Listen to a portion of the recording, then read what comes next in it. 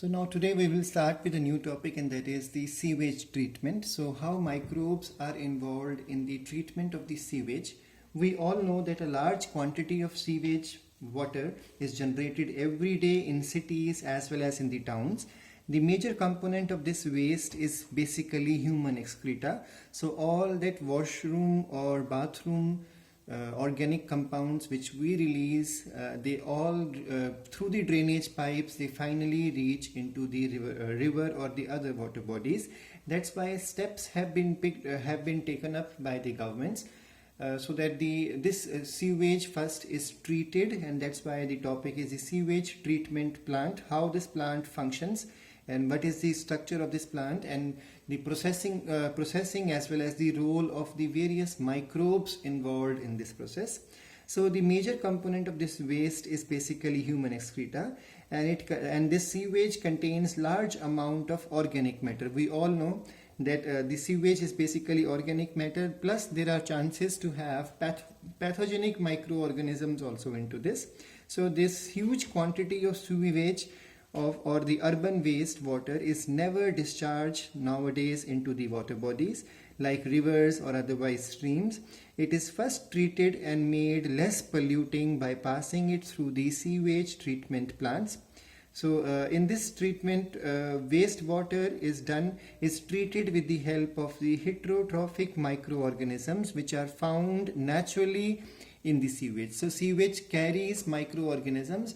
Those microorganisms are utilized so that this sewage can be treated. That means it is made less polluting, so that when it is released into the water body, it causes minimum harm to the ecosystem.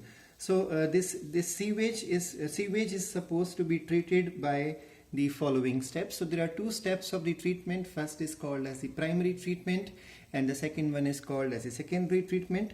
So the primary treatment is the physical process that involves physical removal of large as well as small particles from the sewage through filtration and sedimentation in the primary settling tank.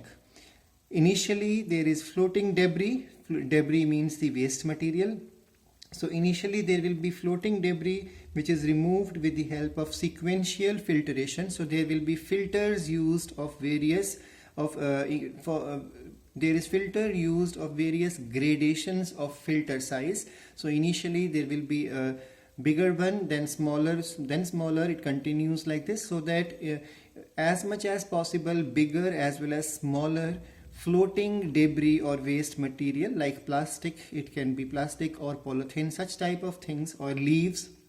So such type of things which are floating in the water can be easily removed. So first step is always the primary treatment, in which there are no microbes involved.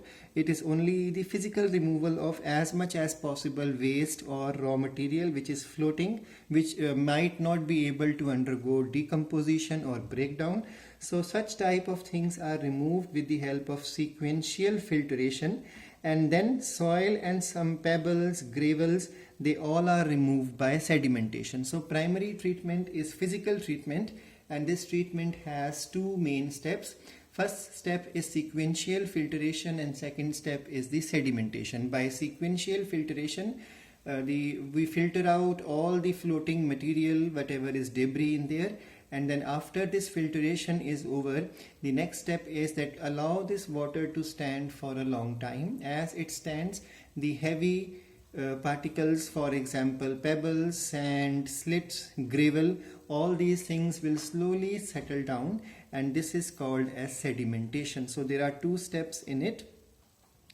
Then the next is all the solid undergoes sedimentation and settle downs to constitute the primary sludge. So after this process is over, after the sedimentation is over, whatever settles down to the bottom of this tank is called as the primary sludge.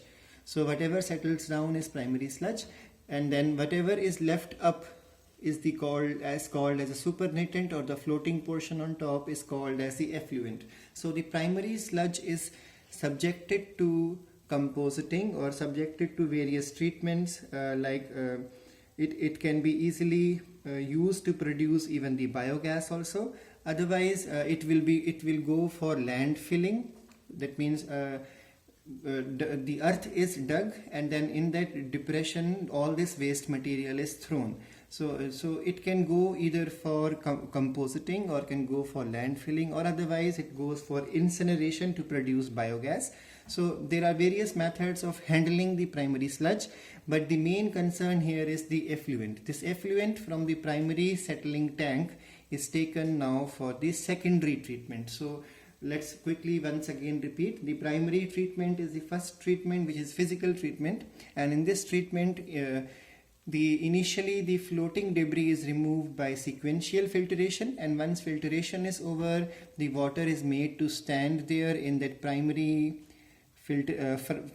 tanks, so that slowly the floating things or whatever is able to undergo sedimentation settles down to the bottom. So this is how primary sludge is created, and the effluent is now shifted to the next, that is the secondary treatment. Remember, primary treatment occurred in the primary settling tank.